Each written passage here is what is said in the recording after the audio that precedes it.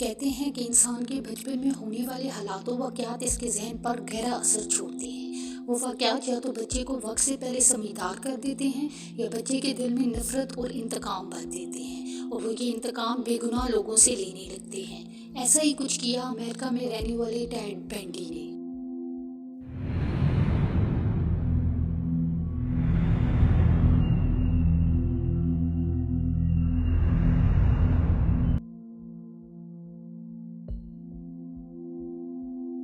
Ted बेंडी America के सबसे बदनाम सीरियल किलर में से एक है। बेंडी ने 1974 और 1978 के दरमियान 7 रियासतों में 30 कत्ल का इतराफ़ किया।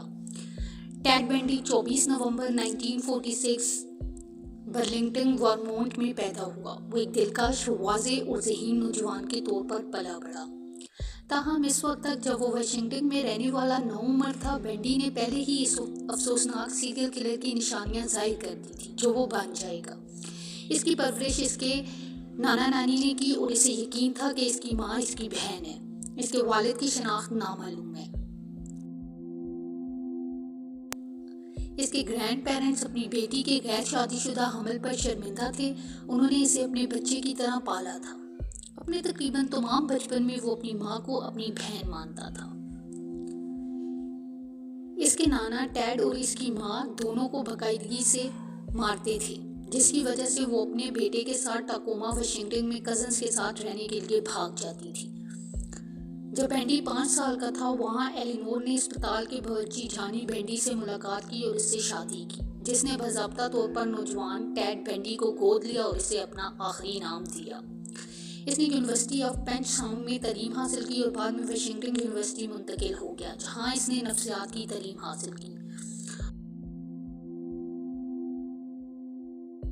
वो नौजवान और पुरकशिश कॉलेज की खवातीन का शिकार करने का रुझान रखता था। पहले वाशिंगटन में अपने घर के करीब, फिर मशरक में यूटा, कोलोराडो और आखिरकार फ्लोरिडा में लड़कियों को निशाना बनाया। बेंडी लंबे सीधे बालों वाली नौजवान पुरकशिश खवातीन को अपना निशाना बनाता था। अक्सर अपने बाजू को स्लैंग में या अपनी टांग को जहरी कास्ट में पहनाकर बैसाखियों पर चलता।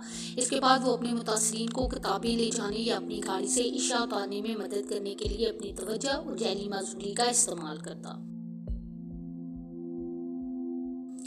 वो हमला करने से पहले मुतासरीन का एतमाद हासिल करने के लिए पुलिस अफसरान और फायर फाइटर्स जैसी 30 शख्सियात की नकाली करने के लिए भी जाना जाता था। एक बार जब वो इसके 1968 के 10 वोक्स वैगन बैटल के पास पहुंच जाते तो वो इन्हें सर पर पाइप से मारता। अपने शिकार को मारने के बाद वो इन्हें हथकड़ियाँ लगाकर हरकत में लाता और ज़बरदस्ती गाड़ी में डाल देता था।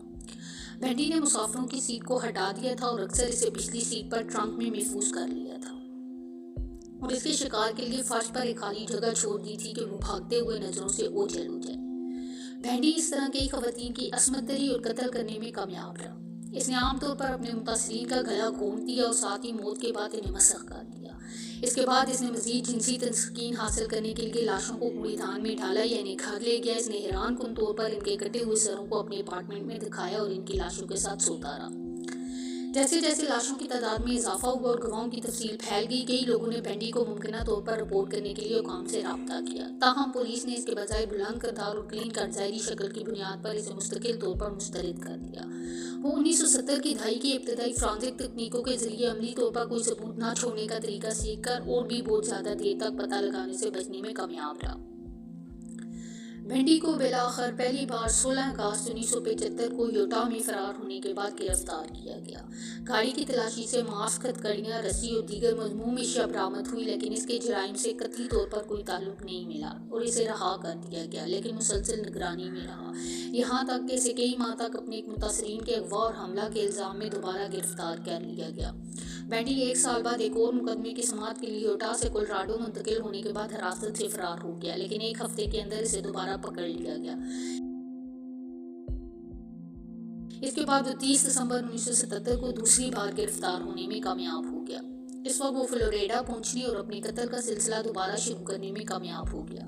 इसने 15 फरवरी 1978 को ट्रैफिक की खिलाफ वर्जी पर दोबारा गिरफ्तार होने से पहले जनवरी 1978 में बेंडी ने FSU में 6 ओमेगा सोर्वेटरी हाउस में घुसकर 4 खवातीन पर हमला किया। इनमें से 2 हलाक हो गए। थोड़े अरसे बाद इसने 12 साल का एम्बर्ली लीच को अगवा करके कत्ल कर दिया। बेंडी को फरवरी 1978 में पेंसाकोला पुलिस ने इस वक्त गिरफ्तार किया जब उन्होंने एक चोरी शुदा गाड़ी को देखा। बेंडी ने अदालत में अपना दफा किया, जो अपनी तवज्जो और जहानत की वजह से मीडिया का हॉट टॉपिक बन गया। इसे जी ओमेगा कत्ल और कैम्बरली लीच के कत्ल का मुजरम करार दिया गया और इसे 3 मौत की सजाएं सुनाई गई। फांसी से पहले बेंडी ने 30 कत्ल का इतराफ़ किया, लेकिन मुतासिरीन की सही तादाद नामालूम है। 24 जनवरी 1989 को बेंडी को फ्लोरिडा स्टेट जेल में इलेक्ट्रिक चेयर पर फांसी दी गई। बेंडी के जुराइम की वजह से बेदारी में इजाफा हुआ और कानून नाफिज करने वाले इदारे सीरियल किलर के केसों को कैसे हैंडल करते हैं। इसकी ज़िंदगी और जुराइम मुतहिदा किताबों, दस्तावेजी फिल्मों और फिल्मों का मौजू रहे, जिनमें से ज़ैक एफ्रोन की अदाकारी वाली हालिया film extremely wicked, shockingly evil and wild भी शामिल है। टेड बेंडी की कहानी इंसानी बदहाली की गहराइयों और मुजरमाना नफ्सियात की पेचीदगियों का पता देती है। अगर आपको मेरी वीडियो पसंद आई है तो लाइक करें, शेयर करें, सब्सक्राइब करें और बेल आइकन पर प्रेस करें ताकि आपको मेरी आने वाली हर वीडियो की नोटिफिकेशन मिल सके। अल्लाह हाफिज़।